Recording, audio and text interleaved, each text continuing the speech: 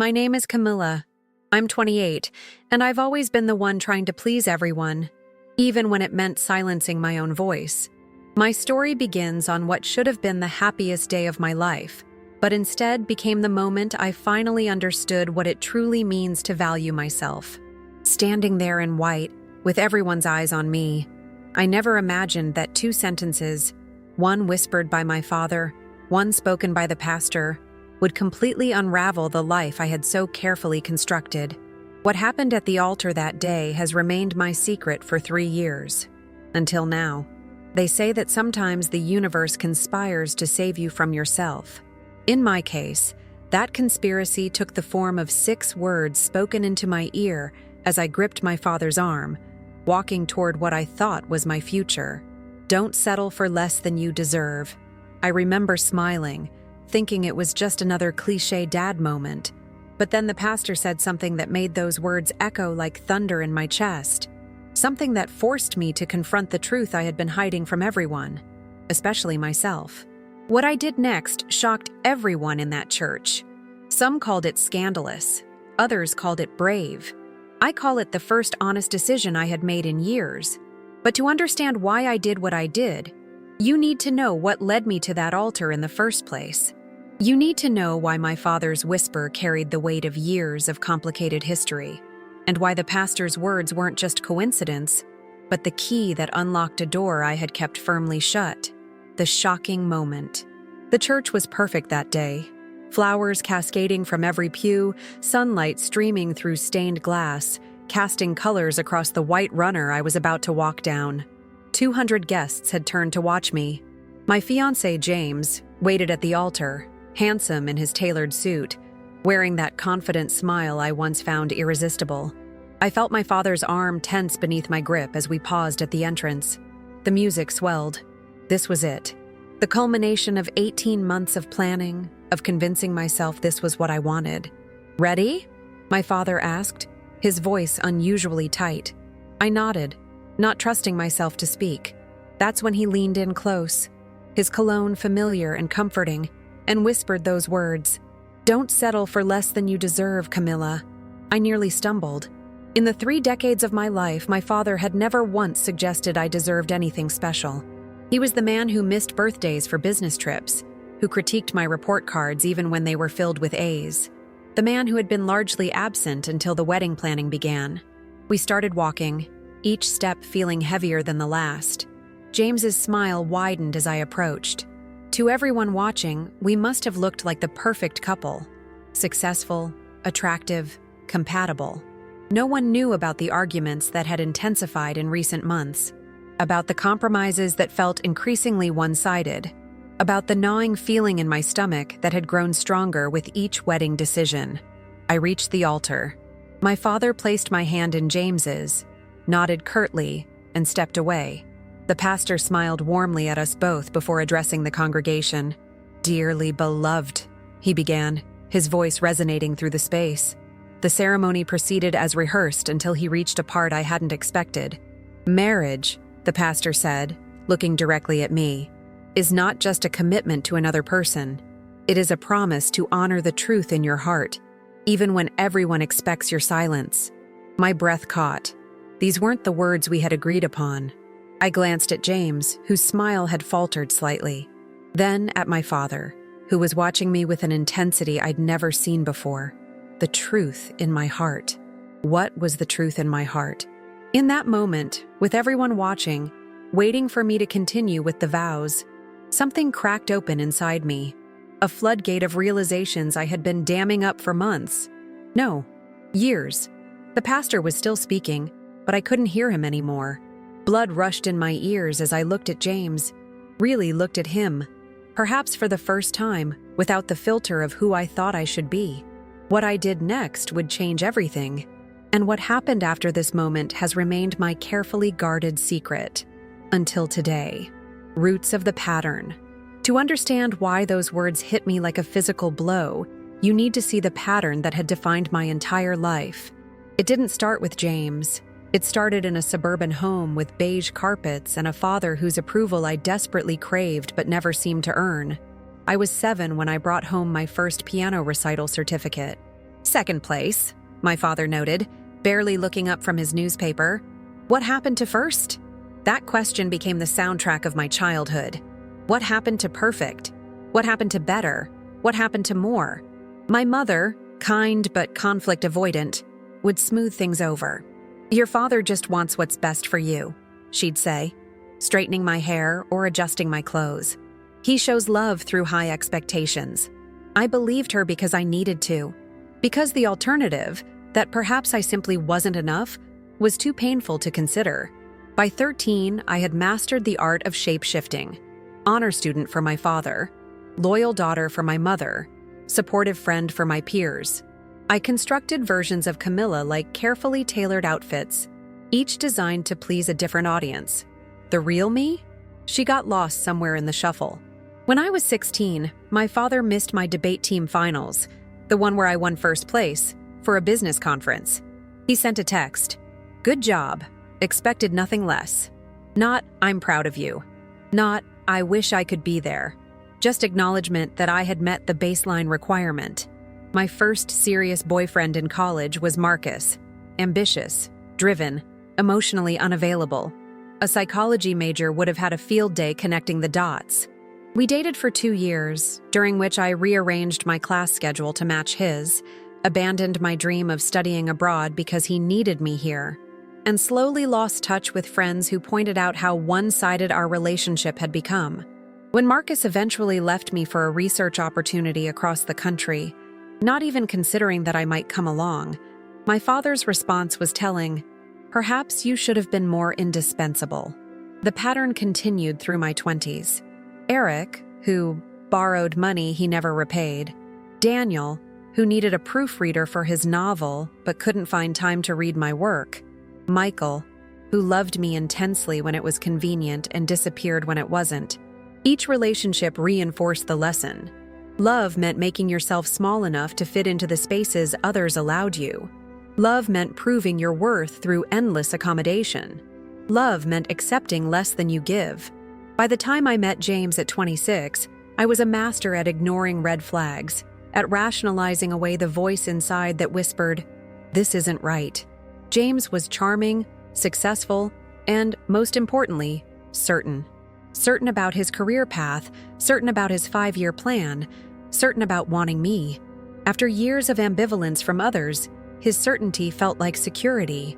When he talked about our future, the house, the 2 children, the summer vacations, I nodded along, ignoring the way my chest tightened at how neatly my life was being planned without my input. My father approved of James immediately. "He's going somewhere," he told me after their first meeting. It was perhaps the closest thing to praise I'd ever received about a personal choice. So when James proposed after 14 months of dating, I said yes. Not because my heart screamed with certainty, but because saying no seemed unthinkable. Saying no meant disappointing everyone.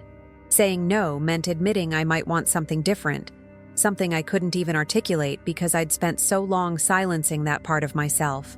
Standing at that altar, hearing my father's whispered words, "Don't settle for less than you deserve," was like having someone suddenly point out a fundamental flaw in the foundation of a house I'd spent years building. And the pastor's words about honoring the truth in my heart, they were the first tremors of what would become an earthquake. The encounter with him. I met James on a rainy Tuesday in April at a charity fundraiser I'd been assigned to cover for the magazine where I worked. He was representing his investment firm, tall, impeccably dressed, with a smile that transformed his serious face into something almost boyish. When he approached me at the bar, I assumed he wanted to pitch something for the article. "Let me guess," he said instead. "You're counting the minutes until you can leave this glorified networking event and write your piece from the comfort of your couch, preferably in pajamas." I laughed, surprised. "How did you know?" "You have the look of someone taking mental notes while plotting their escape." He held out his hand. "James Thornton. Camila Reyes," I replied, shaking it. What I didn't tell him was that I'd just been passed over for a promotion I'd worked 18 months to earn. That my editor had told me I needed to be more assertive, even though the man who got the position was known for simply repeating my ideas louder. That I'd come to this event feeling like a failure, wearing a dress that cost more than I could afford, because I thought looking successful might make me feel it. James was easy to talk to. He asked questions and seemed genuinely interested in my answers. When I mentioned my love of photography, a passion I'd gradually let slip away, he didn't change the subject or dismiss it as a hobby. He asked to see my work. "I'd like to take you to dinner," he said as the event wound down. "Somewhere without name tags or silent auctions." Our first date was perfect. He took me to a small Italian restaurant where the owner knew him by name. He ordered wine that complimented the food without making a show of his knowledge. He told stories about growing up with 3 sisters, about his first failed business venture, about the year he spent teaching English in Japan before law school. I went home thinking I'd met someone special, someone different. It took 3 months to notice the first signs. Small things. The way he ordered for me at restaurants without asking what I wanted. How he'd check his phone when I talked about my day but expected my full attention during his stories. The subtle corrections when I misremembered a detail or mispronounced a word. "That tie doesn't really work with that shirt," he'd say. Or, "You'd look better in the blue dress." Always with a smile, always just trying to help. When I got a call about a photography exhibition accepting submissions, his response was telling, "Isn't that a bit ambitious? You haven't done serious photography in years." I didn't submit my work. 6 months in, we had our first significant argument after I spent a weekend helping my college roommate through a breakup instead of attending a work function with him. "I just need to know I'm a priority," he said, his voice tight with controlled anger. "She needed me," I explained. "She had no one else to call." "And what about what I need?" he asked. "What about the impression it makes when my girlfriend doesn't show up to support me?" I apologized. I always apologized. The proposal came 8 months later, during a weekend trip to the coast. He'd arranged everything: the oceanfront suite, the private dinner on the beach, the photographer hiding nearby to capture the moment. The ring was exactly what I would have chosen if I'd been asked. He'd done his research, planned meticulously. "You're the missing piece," he said, down on one knee, waves crashing behind him. "You balance me, make me better. I want to build a life with you, Camila." I said yes through tears that I convinced myself were joy. My parents were thrilled, especially my father. My friends threw an engagement party where they toasted to how perfect we were together, how lucky I was to have found someone so devoted. No one asked if I was happy. The wedding planning began immediately. James had opinions on everything: the venue, the guest list, the music. When I suggested a smaller ceremony, he reminded me that this was a once-in-a-lifetime event, that his business associates and family expected a certain standard. "I want to give you the wedding you deserve," he said. But as the months passed, I began to notice how rarely he asked what I wanted, how the wedding we were planning reflected his vision, his social standing, his preferences, how I was becoming a supporting character in my own life event. I buried these thoughts, attributed them to pre-wedding jitters, told myself that compromise was part of a healthy relationship. Then came the incident 3 weeks before the wedding. I'd reconnected with my old photography mentor and spent an afternoon in her studio, feeling that long dormant part of myself flickering back to life. I lost track of time and missed a dinner with James's clients. The James who confronted me that night wasn't the charming man from the charity event. His anger was cold, precise. "Do you have any idea how this makes me look?" he demanded. "I had to make excuses for you. Tell them you weren't feeling well." "I'm sorry, I lost track of—" "You're always sorry, Camila. But you keep doing things that undermine us, that undermine me. Us. Me." I realized in that moment that in James's mind, these were becoming the same thing. "Maybe," I suggested, my voice smaller than I intended, "we should postpone the wedding. Take some time to—" "Postpone?" His laugh was sharp. "Do you have any idea what that would cost? The deposits we'd lose? What people would say?" He softened then, took my hands in his. "You're just nervous. It's normal. But I need you with me on this, Camila. I need to know you're committed to our future."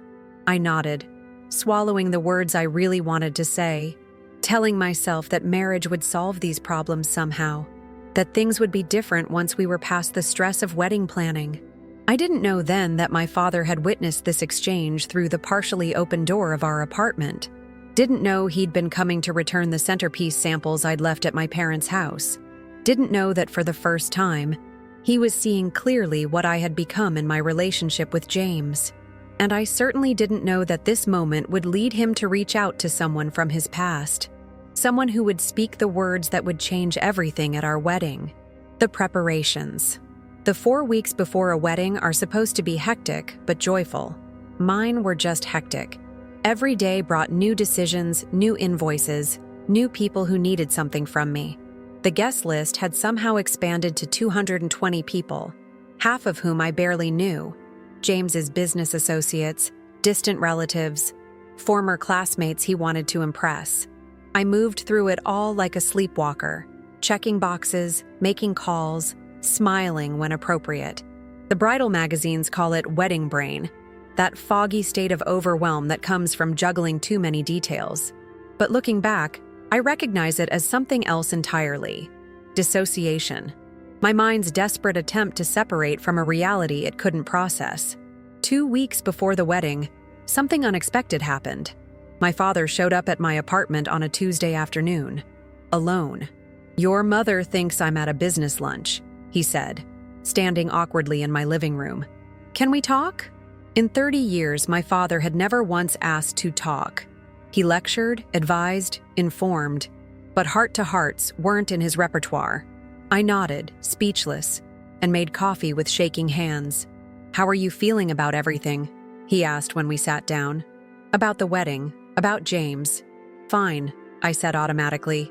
"Just busy. There's still so much to do." He studied me with an intensity that made me nervous. "That's not what I asked, Camila." I stared at him, this familiar stranger who had suddenly decided to see me. "I'm managing," I finally said, the closest to honesty I could manage. "Managing," he repeated, turning the word over. "Is that what you want for your life? To manage?" My throat tightened. "What's this about, Dad?" He set down his coffee cup carefully. "I've been thinking about your childhood, about the kind of father I was." He paused, something like regret crossing his face. The kind of father I wasn't. The conversation that followed was like nothing we'd ever shared. He talked about his own father, a hard man who measured love in achievements, about how he'd promised himself he'd be different, but had somehow repeated the pattern, about watching me grow into someone who constantly sought approval, who made herself smaller to please others. "I saw you with James the other night," he admitted, "when you missed that dinner." My face burned with shame. It wasn't as bad as it looked. He was just stressed about. "It was exactly as bad as it looked," my father interrupted, his voice gentle but firm. "I recognized it because I've done it myself, making someone feel they're not enough, that they need to earn love." I couldn't respond, couldn't breathe. "I've been talking to someone," he continued, "an old friend, someone who helped me see some truths I've been avoiding." He reached across the table and did something he hadn't done since I was very small. He took my hand. "I don't want you to make this mistake, Camila. Not if it's not what you truly want. The invitations are sent," I whispered. "Everything's paid for. Money can be replaced," he said simply. "Years can't." He left shortly after, leaving me shaken. Over the next week, he called every day, just to check in, he said. Small conversations about nothing important. But underneath was a current of something new, a permission I'd never felt before. 3 days before the wedding, my father invited me to lunch. He brought a small velvet box. "This belonged to your grandmother," he said, opening it to reveal an antique silver bracelet, delicate links interspersed with small blue stones. "She wanted you to have it when the time was right." "It's beautiful," I said, genuinely moved. "She wore it on her wedding day," he told me. But not to my father. At my confused look, he explained, "She was engaged before, to a man her parents approved of. On her wedding day, she realized she couldn't go through with it. Said it was the hardest and best decision she ever made." He closed the box and slid it across the table. "She always said the bracelet reminded her that it's never too late to choose yourself." That night, I dreamt I was drowning in my wedding dress, the fabric wrapping around my legs, pulling me under. I woke gasping, the sheets twisted around me, James sleeping peacefully beside me. The night before the wedding, tradition dictated we sleep apart. I stayed at my parents' house, in my childhood bedroom. My mother fussed over the dress hanging on the closet door, the something borrowed, something blue. My father was quieter than usual, watching me with an expression I couldn't decipher. Before I went to bed, he knocked on my door. "Whatever happens tomorrow," he said, "I want you to know I'm proud of you. Not for who you're marrying or what you've achieved, just for who you are." I slept fitfully, dreaming of roads diverging, of doors closing and opening. And in the morning, as the makeup artist worked on my face and my bridesmaids chattered excitedly around me, I put on my grandmother's bracelet and wondered why it felt more like armor than decoration. What I didn't know then was that my father had already set something in motion that would force me to face the truth I'd been avoiding. Something that would make his whispered words at the altar not just advice, but a lifeline. The day of the wedding. Morning light filtered through the curtains of my childhood bedroom as I sat on the edge of the bed, already awake before my alarm. The wedding dress hung on my closet door like a ghost, ethereal and watching. My bridesmaids wouldn't arrive for another hour. This moment of solitude felt precious and terrifying. I touched my grandmother's bracelet, cool against my wrist, and tried to imagine her at my age, facing her own crossroads. What had given her the courage I seemed to lack? My phone buzzed with a text from James. "Can't wait to see you. Everything's perfect." Perfect. His favorite word. I set the phone down without replying. The house came alive around me. My mother knocked and entered with coffee and toast I couldn't eat. Makeup artists and hairstylists arrived, transforming my parents' living room into a beauty station. My 3 bridesmaids, college friends who had grown increasingly distant as my relationship with James progressed, arrived with champagne and forced enthusiasm. "You're going to be the most beautiful bride," they assured me, as brushes and combs worked their magic, transforming me into the version of Camila that belonged on top of a wedding cake. I smiled and nodded, watching a stranger emerge in the mirror. With each layer of makeup, each pinned curl, I felt myself disappearing a little more. "Are you okay?" My maid of honor, Rachel, asked quietly when we had a moment alone. "You seem somewhere else." "Just nervous," I said automatically. She studied me for a long moment. "You know, it's still just a day. If it doesn't feel right, everything's fine," I interrupted, the familiar lie coming easily. "Just wedding jitters." Rachel held my gaze a moment longer before nodding. "Okay, I'm here. Whatever you need." The morning blurred into afternoon. The photographer arrived, capturing candid moments that had been planned weeks in advance. The flowers came, white roses and peonies, James's choice, not the wildflowers I'd initially suggested. My mother cried when I put on the dress, a designer gown with a cathedral-length train that cost more than my first car. "You look perfect," she whispered, adjusting my veil. Perfect again. That word that had haunted me my entire life. My father appeared in the doorway, already in his tuxedo, and something in his expression made my heart catch. Not pride, not the approval I'd spent decades seeking. It was concern. And beneath that, something that looked almost like sadness. "Could I have a moment with Camila?" he asked. The room emptied, leaving us alone. He crossed to me slowly, taking in the full effect of the dress, the veil, the makeup. "You look beautiful," he said finally. "Not perfect. Beautiful."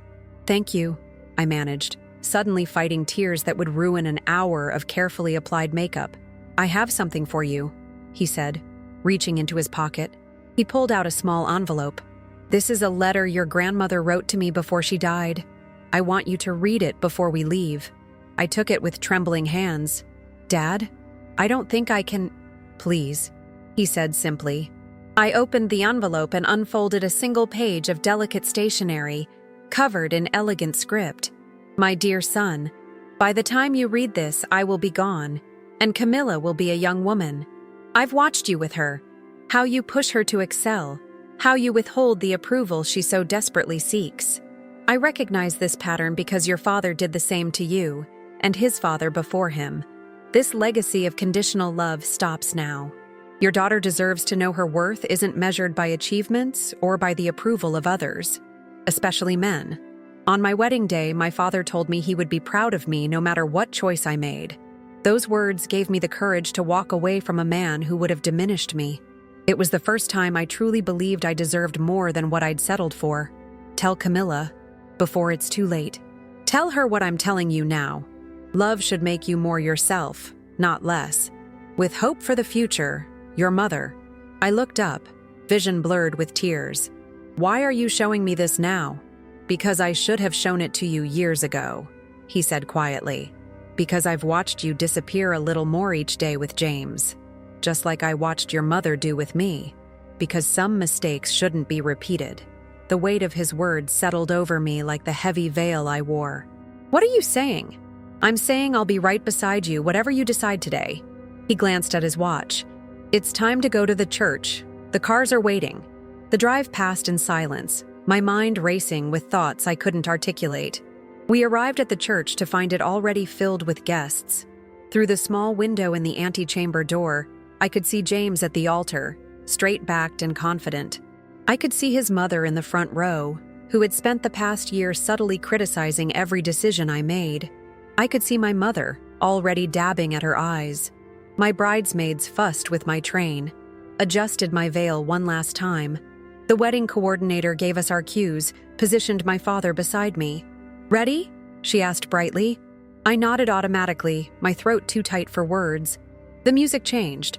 Wagner's Bridal Chorus, James's choice. Not the string quartet version of Blackbird I had suggested.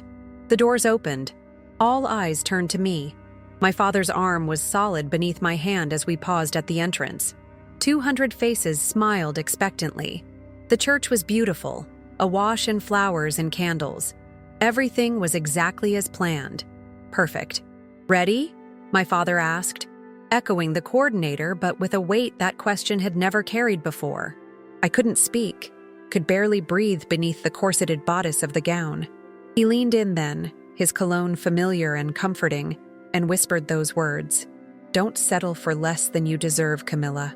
And we began to walk, each step feeling like a decision I wasn't consciously making. James's smile grew as I approached.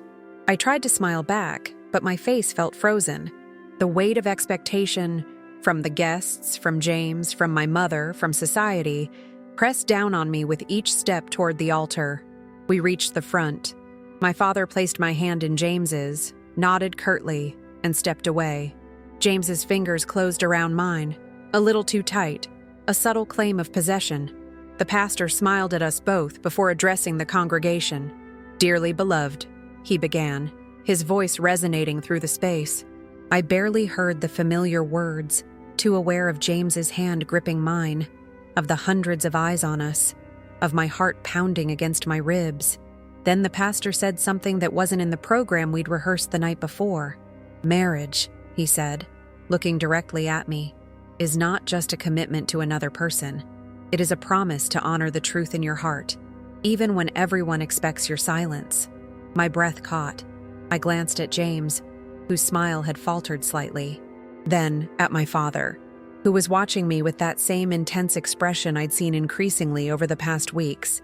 The truth in my heart. What was the truth in my heart? In that suspended moment, with everyone watching, waiting for me to continue with the vows, I finally allowed myself to hear the voice I'd been silencing for so long. And what it said terrified me. The revelation. "Camila?" the pastor prompted gently when I remained frozen. James's grip on my hand tightened, his smile now strained at the edges. The truth in my heart. The pastor's words echoed, colliding with my grandmother's letter, my father's whisper, every suppressed doubt I'd buried over the past 18 months. And suddenly, with perfect clarity, I knew. I wasn't just marrying James. I was surrendering to a life of carefully measured affection, of approval contingent on compliance, of slowly erasing myself to maintain peace. I was perpetuating the cycle my grandmother had broken, that my father had recognized too late in his own marriage. "I need a moment," I whispered, the words barely audible. James leaned closer. "What's wrong?" His voice held an edge only I could hear, concern laced with irritation. "I just need to breathe," I said, louder this time. The pastor nodded sympathetically. Take your time, dear. But there was no time. 200 guests were watching. The string quartet had paused, uncertain. My mother looked alarmed. James's family exchanged glances. I turned to the pastor, a sudden question forming. Those words you just said, about honoring the truth in your heart, those weren't in our ceremony plan. No, he agreed quietly. They weren't. Then why? Because they needed to be said.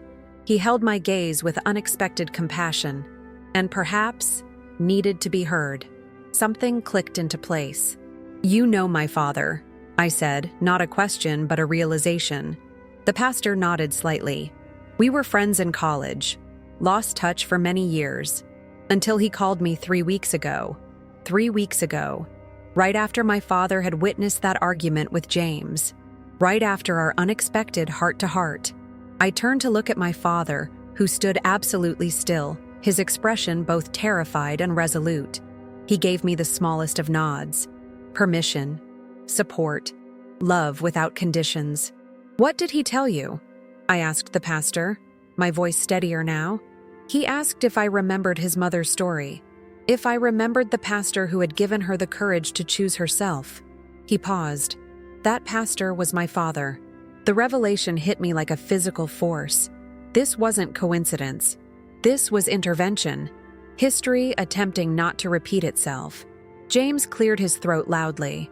I don't know what's going on, but we have guests waiting, he said, his smile completely gone now. Can we continue? I looked at him, really looked at him, perhaps for the first time without the filter of who I thought I should be. The man I was about to promise my life to. The man who had spent our entire relationship subtly diminishing me to elevate himself, who had isolated me from friends who weren't good enough, who had redirected my passions towards supporting his goals, who measured love in obedience. No, I said quietly. I don't think we can. His expression hardened. What are you talking about? I slipped my hand from his grip and took a small step back. I can't do this, James. His face flushed with anger, then quickly rearranged itself into concern as he remembered our audience. You're just nervous. This is normal. He reached for my hand again. Let's continue. I moved another step back, the heavy train of my dress dragging like an anchor. It's not nerves, it's clarity. My voice gained strength with each word. I don't want this marriage. A murmur rippled through the church. James's mother made a small, distressed sound. My own mother half rose from her seat, confusion written across her face. You don't mean that, James said through clenched teeth, his voice low enough that only the pastor and I could hear. You're embarrassing both of us. Think about what you're doing. That was it. The familiar refrain. Think about others. Think about appearances. Think about everything except what you want, what you need, what you deserve. I have thought about it, I said, loud enough now that the first few rows could hear. I've thought about nothing else for weeks, months, really. I took a deep breath. I can't marry you, James. Not because you're a bad person, but because I disappear when I'm with you. Because loving you has meant becoming someone I don't recognize. The church had gone completely silent. I could feel every eye on me, could almost hear the mental calculations of how much this moment would cost, how long it would be discussed at dinner parties, how shocking it all was. James's face transformed, the mask of concern dropping away to reveal pure fury. You're making a scene, he hissed. We can discuss this privately. No, I said firmly. I'm done discussing things privately and then presenting a united front publicly. I'm done pretending. I turned to face the congregation, my hands shaking but my voice remarkably steady. I'm sorry for the inconvenience, for the wasted Saturday, for the gifts you'll need to return. A strange laugh bubbled up. But I can't go through with this wedding. The silence broke into a wave of gasps and whispers. James's mother stood, her face rigid with anger. My mother looked stunned. But my father was smiling. A smile I hadn't seen since I was very young, before expectations and disappointments had built a wall between us. Camila, James said, grabbing my arm, don't do this. You're making a terrible mistake. The pastor stepped forward. I think you should let her go, son. James released me as if burned, his eyes darting between us. "You planned this," he accused. "Both of you. This whole circus." "No," I said honestly. "This is the first unplanned thing I've done in years." I turned and walked back down the aisle, my steps quickening with each foot of distance I put between myself and the altar. The guests stared in shock as I passed, some reaching out as if to stop me, others shrinking back as if what I was doing might be contagious. I burst through the church doors into the afternoon sunlight, gulping fresh air like someone rescued from drowning. The weight that had pressed on my chest for months, years really, began to lift. I was simultaneously terrified and exhilarated. I had no idea what came next. For the first time in my adult life, there was no plan, no script, no expectation to fulfill, and it felt like freedom. I heard footsteps behind me and turned, half expecting to see James. Instead, it was my father, breathless from rushing after me. "Camila," he said, his voice breaking. Did you know?" I interrupted. "Did you know the pastor would say those words?" He nodded slowly. "I hoped they might help you see what I've been too late in seeing, but I didn't know what you would do." His eyes were bright with unshed tears. "I'm so proud of you." There it was, the approval I'd sought my entire life, but it hadn't come from achievement or compliance. It had come from the bravest, most authentic choice I'd ever made. "What happens now?" I asked, suddenly aware of the absurdity of standing outside a church in a wedding dress, having just left my fiancé at the altar. My father looked back at the church doors, which remained closed. No one else had followed us out yet, but it was only a matter of time. "Now," he said, taking my hand, "we leave. And tomorrow, you begin figuring out who Camila really is, when she's not trying to be what everyone else wants." He led me to his car, parked nearby. As we pulled away from the church, I caught a glimpse of the doors opening, of James standing there, watching us go. I felt a pang of regret, not for my decision, but for the hurt I'd caused, for the dream I'd allowed both of us to believe in, even knowing it was built on a foundation of compromise and silence. But that regret was overshadowed by something stronger, the conviction that I had, perhaps for the first time in my life, honored the truth in my heart. The consequences. The aftermath was exactly as messy as you might imagine. By the time we reached my parents' house, my phone was exploding with texts and calls, from James, from my bridesmaids, from relatives and guests wondering what had happened. I turned it off and sat in my childhood bedroom, still wearing my wedding dress, too numb to even cry. My mother arrived an hour later, her eyes red-rimmed but her voice controlled. "What were you thinking?" she demanded, standing in the doorway as if afraid to come closer. "Do you have any idea what you've done?" My father, who had been sitting quietly beside me, stood. "She saved herself," he said simply. "Saved herself?" My mother's voice rose. "She humiliated herself, humiliated all of us. James's family is furious. Everyone is talking. The cost alone—" "Enough," my father interrupted, with a firmness I'd never heard him use with her. The cost of going through with it would have been far higher. They argued in the hallway, voices dropping too low for me to hear. When my mother returned, her anger had softened into concern. "What happened, Camila? You seemed so sure. The planning, the dress. Why wait until that moment?" "I wasn't sure," I admitted. "I was never sure. I just didn't know how to stop once it started." "But you loved him," she insisted. "Did I?" I'd certainly believed I did. But looking back, I wondered if what I'd felt was really love, or just relief at being chosen, at meeting expectations, at fitting the narrative I thought my life should follow. "I loved the idea of him," I said finally. "The idea of us." But the reality was different. She sat beside me on the bed, careful not to wrinkle her mother-of-the-bride dress that had cost more than my first month's rent. "You could have talked to me," she said softly. I looked at her, really looked at her, and saw for the first time the traces of the woman she might have been before decades of deferring to my father, of smoothing over conflicts, of making herself smaller. "Would you have understood?" I asked. "Or would you have told me that marriage requires compromise, that no relationship is perfect, that I was throwing away a good man over cold feet?" She didn't answer. which was answer enough. The confrontation with James came the next day. He showed up unannounced, eyes bloodshot, still wearing the pants and shirt from his wedding suit, though the tie and jacket were gone. "You owe me an explanation," he said when I opened the door. "A real one, not that scene you created for an audience." I let him in, aware that this conversation needed to happen, that closure mattered even when relationships ended badly. We sat in my parents' living room, two people who had nearly married, now almost strangers. "I meant what I said," I told him. "I disappear when I'm with you. I become someone I don't like." "That's ridiculous," he scoffed. "I've supported you in everything, encouraged you, helped you become a better version of yourself." "Your version," I corrected gently. "Not mine." He leaned forward, running his hands through his disheveled hair. "We had plans, Camila. A life mapped out, security, a future." "Your plans," I said. "Your future," with me slotted in as a supporting character. His expression hardened. "So that's it? You throw away 2 years because you're having some kind of identity crisis? Because Daddy suddenly decided to play the hero?" I flinched at his tone but held my ground. "It's not sudden for me. It's been building for a long time. I just didn't have the courage to admit it." "Courage?" He laughed bitterly. "Is that what you call humiliating me in front of everyone I know?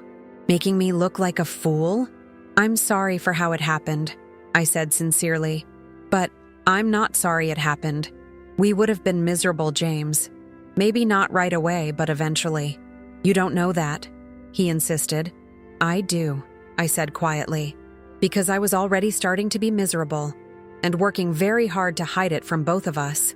We talked for hours, the conversation cycling through anger, hurt, nostalgia, and finally, exhaustion.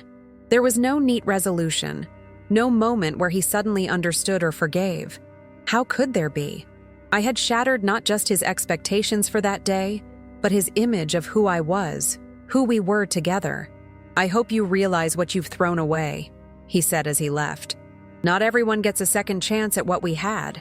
I watched him go, feeling a complex mix of grief and relief.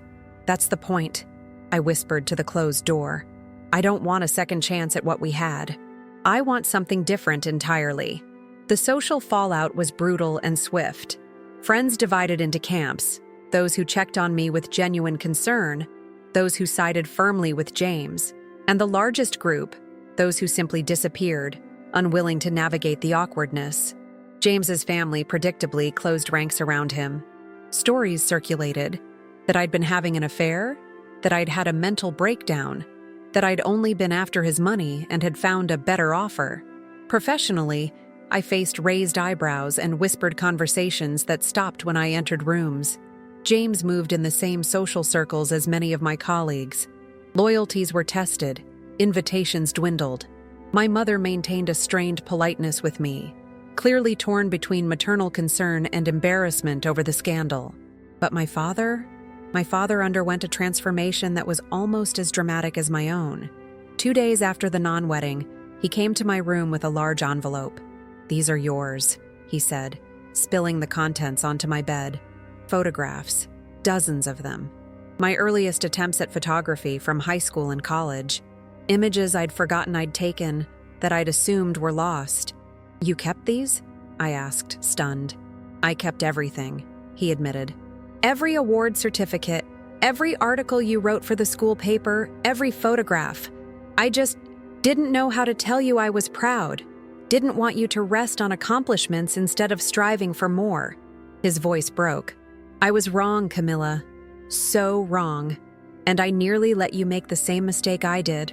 He sat beside me as I looked through the photographs. Landscapes, portraits, street scenes. They weren't technically perfect, but they had an energy, a perspective that surprised me. Had I really seen the world this way once? Could I again? "What about the deposits?" I asked suddenly. "The venue, the catering, everything that was paid for." "Don't worry about that," he said firmly. "Some things can't be refunded. Consider it the cost of a valuable lesson. For all of us."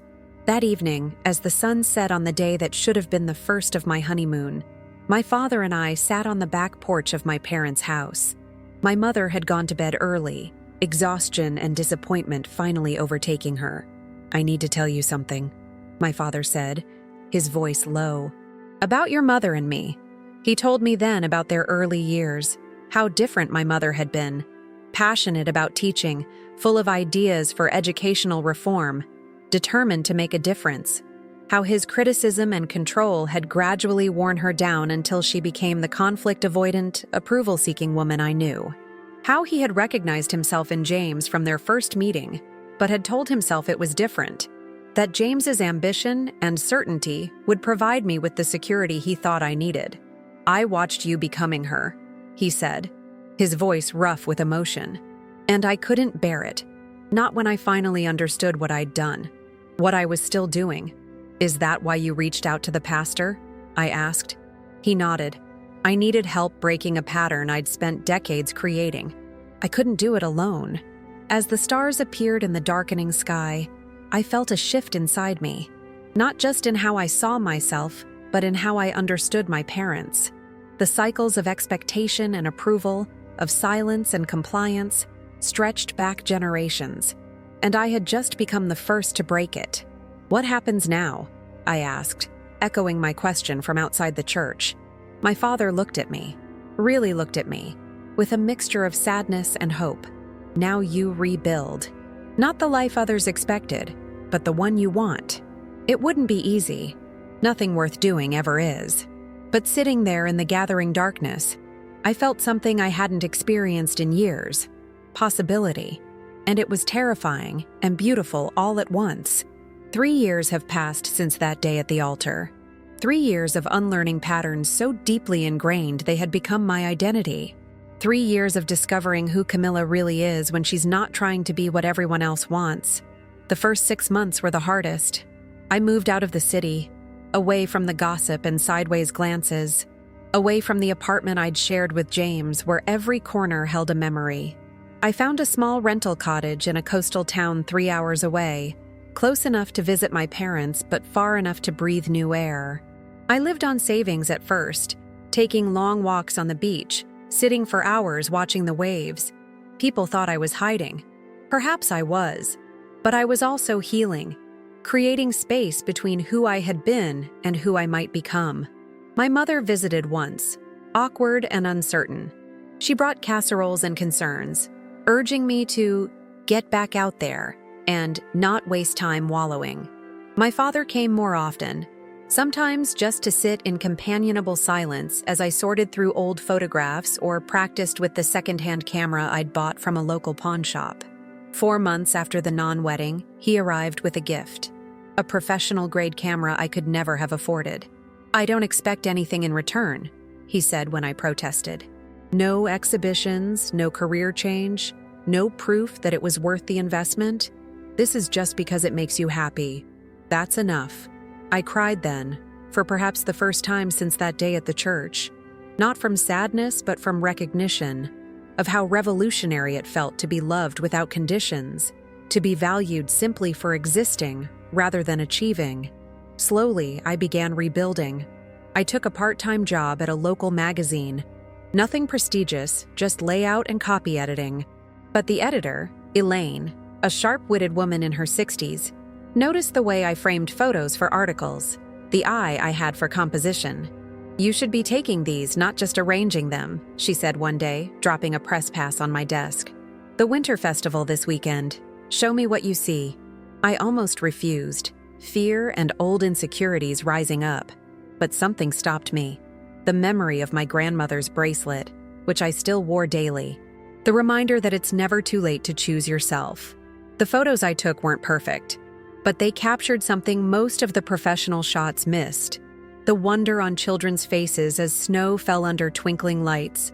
The gentle way an elderly couple held hands while watching the choir. The quiet moment a vendor took to warm her hands over a small heater when she thought no one was looking. Elaine published 3 of them, then assigned me more events. 6 months later, I had my own small column, The Overlooked Ordinary, capturing the quiet, beautiful moments people tend to miss in everyday life. James reached out once during that first year, his email formal and distant. He was engaged again, to someone who shared his ambitions. his vision for the future. He wanted me to know he'd moved on and hoped I had found whatever it was I was looking for. I wished him well and meant it. The anger had faded, leaving only hope that he had found someone who truly wanted the life he offered, not someone trying to contort herself to fit it. My parents' relationship shifted too, in ways both subtle and profound. My father began asking my mother about the educational reforms she'd once been passionate about, encouraging her to reconnect with former colleagues. My mother, hesitant at first, eventually began consulting part-time for a literacy program. I watched her grow more animated, more present, more herself with each passing month. "He's different," she told me during a rare mother-daughter lunch, 2 years after the wedding that wasn't. Or maybe I'm different. Maybe both. "Are you happy?"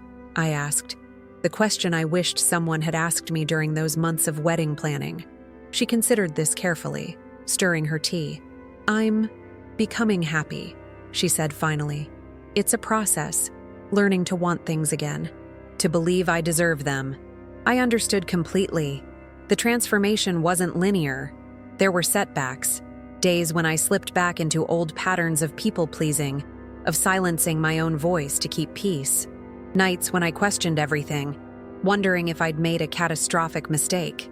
Moments when the weight of disappointing others felt unbearable. But there were also breakthroughs.